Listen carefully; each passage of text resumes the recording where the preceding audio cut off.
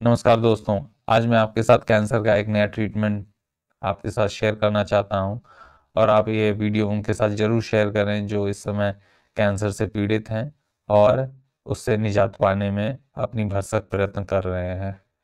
तो अगर आपको अपने आप को कैंसर से फ्री करना है तो उसका सबसे पहला है ये है कि आपको अपने दिनचर्या में परिवर्तन करना होगा। दिन की शुरुआत आपको नींबू पानी से करनी होगी। उसके बाद आप कच्चे हल्दी का सेवन करें, लहसुन और सेब के सिरके का उपयोग करें। आप आधे घंटे तक विश्राम करें, उसका 10 से 12 नीम के पत्ते लें। ये नीम के पत्ते आपके खून को साफ करेंगे। इसके बाद खट्टे और कड़वे तत्व जो कि ये माना जाता है कि एंटी कैंसरस होते हैं, उसका सेवन करें। इसमें आप बेरी का यूज़ कर सकते हैं, दालचीनी के साथ काली मिर्च का इस्तेमाल कर सकते हैं, लौंग का इस्तेमाल कर सकते हैं, छोटी इलायची का इस्तेमाल कर सकते हैं। ठीक है, इन सब का आप घोल बना के आप उसको चाय के साथ आप ले सकते हैं और उसमें थोड़ा सा गुड़ मिला देंगे तो चाय में स्वाद भी आ जाएगा और सेहत की सेहत भी बनी रहेगी। ठीक है, इसके बाद आप नट्स का प्रयोग कर सकते हैं, सफ़ेद पेठे का जूस पी सकते हैं और चुकंदर का जूस पी सकते हैं जो कि बीट रूट हम कहते हैं। बीट रूट का जूस आप पीजिए 1 गिलास, और इस बीट रूट के जूस में अगर हो सके तो थोड़ा सा गाजर का जूस मिलाइए और एक आंवला भी मिलाकर आप पीजिए।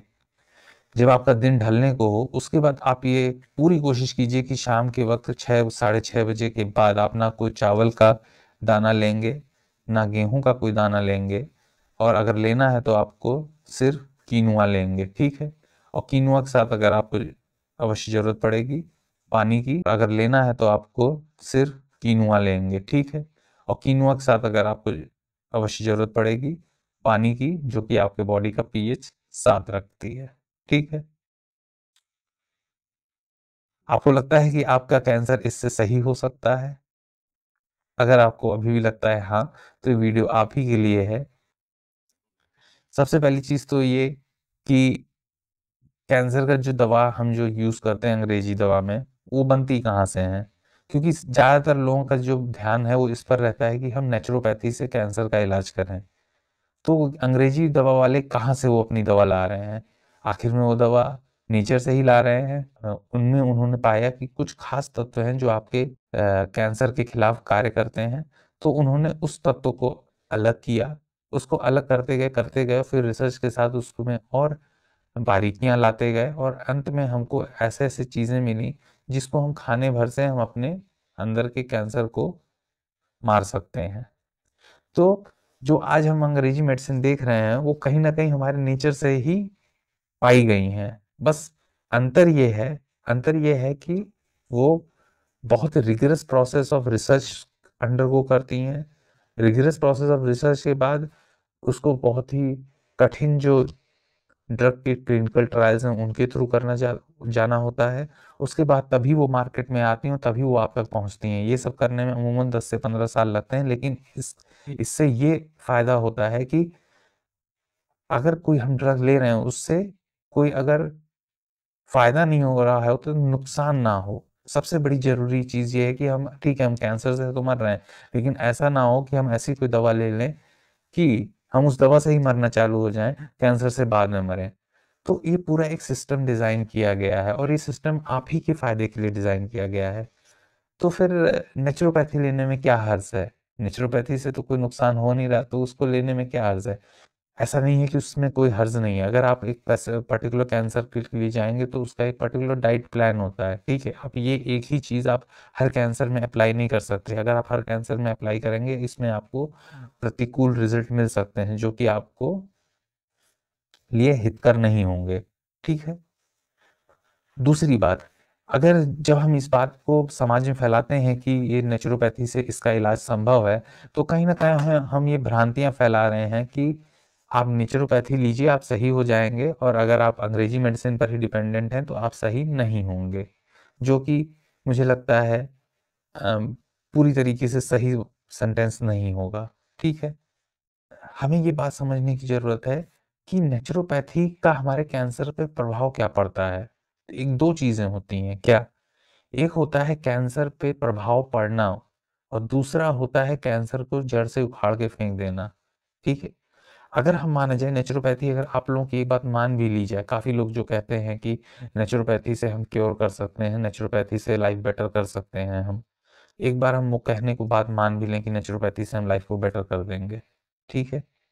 लेकिन क्या नेचुरोपैथी से हम उस कैंसर को जड़ से उखाड़ के फेंक सकते हैं? नहीं फेंक सकते हैं। क्योंकि अगर ऐसा पॉसिबल होता, मैं यही कहूँगा कि इंग्लिश मेडिसिन वाले जो लोग हैं, वो उनकी आँखें जो हैं बहुत ही शार्प होती हैं, उनको मालूम होता है कि कहाँ क्या चीज़ करना है। तो वो अगर देखेंगे कि कहीं पर भी प्रूफ मिल रहा है कि ये चीज़ आपके फ़ायदे में हो सकती है, वो उल्टा उस चीज़ के लिए भागेंगे और कोशिश करेंगे जानने की वो क्या तत्व है, और फिर उसको वो पेटेंट कराने की कोशिश करेंगे, उससे मुनाफ़ा कमाने की कोशिश करेंगे।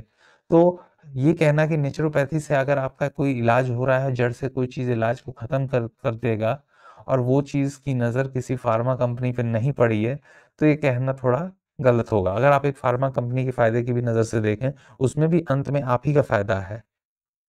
जिसमें फ़ार्मा कंपनी का फ़ायदा जो हो रहा है, उसमें अंत में आपका भी फ़ायदा है। क्यों? क्योंकि जब भी फ़ार्मा कंपनी कोई नए ड्रग को प्रूव करती है या पेटेंट कराती है, उससे हमारे जनमानस में, सभी समाज में जो लोग हैं, उन सब का भला भला होता है, क्योंकि उससे हम एक नए ट्रीटमेंट को बहुत ही ऑब्जेक्टिव तरीके से उसका इस्तेमाल कर सकते हैं। लेकिन जब हम ये कहते हैं कि नेचुरोपैथी से हम आपको सही कर सकते हैं, और कोई जब एक केस सामने आता है और हम कहते हैं कि नेचुरोपैथी से इसको सही कर दिया गया, तो आम लोगों में ये धारणा बैठ जाती है कि नेचुरोपैथी से हम बहुत ज़्यादा चांसेस हैं हम सही हो जाएँगे। लेकिन ये वाक़ई अपने आप में पूर्णतः सही नहीं है, ठीक है? अगर हम स्टीव जॉब्स का केस लें, तो एक केस जो नेचुरोपैथी से नहीं सक्सेसफुल हुआ, तो वही लॉजिक लगा के हम ये भी कह सकते हैं कि अगर एक आदमी में वो सक्सेसफुल नहीं हुआ है, तो बाकी 99 में भी वह सक्सेसफुल नहीं हुआ है। ऐसा मैं क्यों कह रहा हूँ? ऐसा मैं इसलिए कह रहा हूँ कि अभी हाल ही में बस एक इंसान के अंदर वो नेचुरोपैथी वर्क की या नहीं की, इसका भी कोई कॉन्क्रीट प्रूफ नहीं है हमारे पास, लेकिन बस ये अपीयर हो रहा है कि बस एक आदमी के अंदर नेचुरोपैथी वर्क कर गई, तो बाकी 99 के भी अंदर वो नेचुरोपैथी वर्क कर जाएगी। तो इसीलिए कभी भी होता है, हम साइंस में हमेशा हम परसेंटेज के टर्म्स में बात करते हैं, और जब हम परसेंटेज के टर्म्स में बात करते हैं, तब हमें रियलिटी पता चलती है। इस बात को मैं अभी आगे अंग्रेजी मेडिसिन से कंपेयर करूँगा, लेकिन उससे पहले मैं एक और चीज़ बताऊँ कि ये सब भ्रांतियों से होता क्या है कि लोगों का अंग्रेजी मेडिसिन से विश्वास ऊपर उठने लगता है, और जब उनका अंग्रेजी मेडिसिन से विश्वास उठता है, उससे अंग्रेजी मेडिसिन का उतना नुकसान नहीं है जितना आम आदमी का नुकसान है।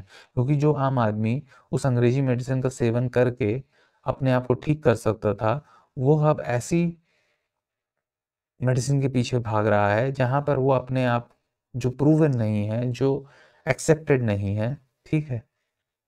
और इस चीज़ का प्रभाव ऐसा नहीं है कि समाज में जो निचले तबके हैं या मध्यम वर्गीय परिवार हैं, उन्हीं पर ही पड़ता है। कई बार ऐसा देखा गया है कि जो बहुत ही अमीर लोग होते हैं, उन पर भी इस चीज़ का प्रभाव पड़ता है, और जिससे वह एक सही डिसीज़न नहीं ले पाते। आप लोग अपनी जेब में आईफ़ोन लेके घूमते हैं, तो आईफ़ोन का जो जनक रहा है, वो कौन रहा है? Steve jobs. स्टीव जॉब्स को भी जब पैंक्रियाटिक कैंसर हुआ, उसने नॉर्मल जो इंग्लिश मेडिसिन्स होती हैं, उसके ट्रीटमेंट के लिए लेने से मना कर दिया। वो नेचुरोपैथी के पीछे गए। नतीजा, वहाँ पर भी नेचुरोपैथी फेल हुई, ठीक है? तो वो एक केस था जहाँ नेचुरोपैथी फेल हुई, तो हम ये भी तो कह सकते हैं उसी केस को लेके कि बाकी जगह भी नेचुरोपैथी फेल हो सकती है। अगर आप ये एक केस को उठा के कह सकते हैं यहाँ नेचुरोपैथी सक्सेसफुल है, उस केस को उठा के ये भी कहा जा सकता है नेचुरोपैथी फेल हो सकती है। तो कभी भी हम साइंस में जब हम डिस्कस करते हैं, तो हमेशा इसीलिए हम परसेंटेज में डिस्कस करते हैं। क्योंकि हम अभी इतने ज्ञानी नहीं हुए हैं कि हम हर चीज़ के बारे में आपको पता हो, हर चीज़ के बारे में आपको ज्ञान हो, और वो चीज़ आप डायरेक्ट आप उसको परसेंटेज में ला पाएँ, ठीक है? अब हम आते हैं, अब अंग्रेजी मेडिसिन की आप तरफ से सुनिए। अभी तक आपने नेचुरोपैथी की तरफ से सुना, अब आप अंग्रेजी मेडिसिन से सुनिए। अंग्रेजी मेडिसिन अ, अगर ये कहता है कि स्टेज 4 कैंसर में 5% चांस है आपका बचने का, तो आप लोगों के दिमाग में यही बात आती होगी कि अब तो इंसान बच नहीं सकता है। और ये ज़्यादातर लोगों के दिमाग में अगर आती है, तो ये बात सही है। लेकिन क्या इसमें 1% चांस नहीं बच सकता है? बिल्कुल बच सकता है। इसमें खुद अंग्रेजी मेडिसिन कह रहा है कि अगर 100 लोगों में का 100 लोग अगर स्टेज 4 कैंसर में हैं, तो उनमें से 5 लोग ऐसे होंगे जिनमें स्टेज 4 कैंसर खत्म हो जाएगा या इम्प्रूव कर जाएगा समय के साथ। लेकिन क्या उस बेसिस पे हम ये कह सकते हैं कि ये 5 लोगों में क्योंकि ये कैंसर इम्प्रूव कर जा रहा है, तो बाकी के 95 लोगों में भी ये इम्प्रूव कर जाएगा? ऐसा हम कह सकते हैं? नहीं कह सकते। इसीलिए हमेशा हम परसेंटेज के टर्म्स में बात करते हैं, क्योंकि कोई भी चीज़ एब्सोल्यूट टर्म्स में पॉपुलेशन में आप नहीं लगा सकते। ठीक है? तो फिर आप लोगों को लगता होगा कि जो अंग्रेजी मेडिसिन वाले हैं उनको तो क्लेम करना चाहिए कि वो आपको सही कर देंगे। नहीं, ऐसा नहीं है। क्योंकि नेचुरोपैथी जिस तरह एक पेशेंट को भी दिखा रही है कि वो हम सही कर सकते हैं, वैसा अंग्रेजी मेडिसिन वाले नहीं कर सकते हैं। क्यों? सबसे पहली चीज़, अंग्रेजी मेडिसिन जो है बहुत ही नीटली रेगुलेटेड है in terms of this. Medication के टर्म्स में नहीं है, मेडिकेशन अडल्ट्रेटेड है, काउंटरफिटेड है, वो एक अलग इशू है। लेकिन जो अभी जो इस बारे में है कि ट्रीटमेंट क्या होगा, ट्रीटमेंट गाइडलाइंस क्या होंगी, इसके बारे में जो अंग्रेजी मेडिसिन हैं बहुत स्ट्रिक्ट हैं वो इसके बारे में। ठीक है। दूसरी चीज़, अंग्रेजी मेडिसिन को और भी चीज़ें झेलनी होती हैं, जैसे कि प्रिवेंशन ऑफ कंज्यूमर एक्ट। आप कहेंगे कि प्रिवेंशन ऑफ कंज्यूमर एक्ट का इससे क्या लेना देना? देखिए, प्रिवेंशन ऑफ कंज्यूमर एक्ट और कोर्ट की बहुत सारे गाइडलाइंस आए हैं जिसमें उन्होंने ये कहा है कि आप हमेशा जो भी आया है मरीज, उसको आप हमेशा ये बताएं कि उसमें उसको क्या से क्या दिक्कतें हो सकती हैं, बुरी से बुरी सारी जो उसके साथ घटनाएं हो सकती हैं उस ट्रीटमेंट के दौरान, आप उसके अपने पेशेंट को अवगत कराएं। तो यहाँ पर डॉक्टर का प्राइम क्या मोटिव होता है? डॉक्टर का, देखिए, डॉक्टर का इलाज करना आपका डेफिनेटली वो चाहता है, लेकिन पहले अपने आप को वो बचाना चाहता है। तो जब भी आप उसके पास आते हैं तो पहले वो अपने अपने बचाव के लिए आपको सबसे पहले वो ये बताता है कि आपके साथ ये हो सकता है, ये हो सकता है, ये हो सकता है। क्यों? क्योंकि बाद में अगर आप उसको कोर्ट में लेके जाएं तो वो ये कह सके कि मैंने आपको बताया था। ठीक है। जबकि अगर हमें पेशेंट में उम्मीद अगर जगानी है, तो हम उसको ये भी तो कह सकते हैं कि 100 में से 5 पेशेंट ऐसे हैं जहाँ पर ये सही हुआ है। लेकिन जो आजकल जो डॉक्टर्स हैं उनका ध्यान इस पर है ही नहीं कि हम पेशेंट्स को बताएं कि 100 में से 5 में सही हो रहा है, क्योंकि उनको मालूम है कि 95 में तो गड़बड़ होगा, और जो 95 में गड़बड़ होगा उनमें से कई ऐसे होंगे जो उनको कोर्ट में लेके जा सकते हैं, या उनकी समाज में उनके बारे में कुछ ऐसी बातें फैला सकते हैं जो उनके लिए, उनकी प्रैक्टिस के लिए और उनके एज ए पर्सन के लिए, दोनों के लिए ही हितकर नहीं होगी। तो जैसे ही उनके पास कोई भी केस आता है तो वो तुरंत आपको बुरी से बुरी खबर बताते हैं। ऐसा नहीं है कि कोई डॉक्टर बुरा होता है, लेकिन समाज के नियम, समाज के कानून जो हैं उसको वैसा बनने पर मजबूर कर देते हैं। तो इसलिए हम अंग्रेजी मेडिसिन में 5 लोगों को ठीक कर रहे हैं, और ये रिसर्च में प्रूवन है। हम उसको ठीक कर रहे हैं, तब पर भी हम उस पर क्लेम नहीं करते हैं। और इससे पलट नेचुरोपैथी वाले वो ये क्लेम करते हैं कि उन्होंने इस एक आदमी को सही कर दिया, तो हम बाकी के 90 से 95 जो भी उनका एक अजम्पशन होगा, उनको भी हम इस प्रोसेस से हम सही कर सकते हैं। ठीक है। एक तो ये बात हुई। दूसरी बात हुई कि ये अंतर कर पाना कि कौन सी चीजें हैं नेचुरोपैथी में जो उस पर, कैंसर पर प्रभाव डालती हैं। प्रभाव कैसा हो सकता है? कैंसर के प्रोसेस को थोड़ा डिले कर सकता है, या उसके सिम्टम्स को आपको नहीं फील होने देगा, ऐसा कुछ कर सकता है।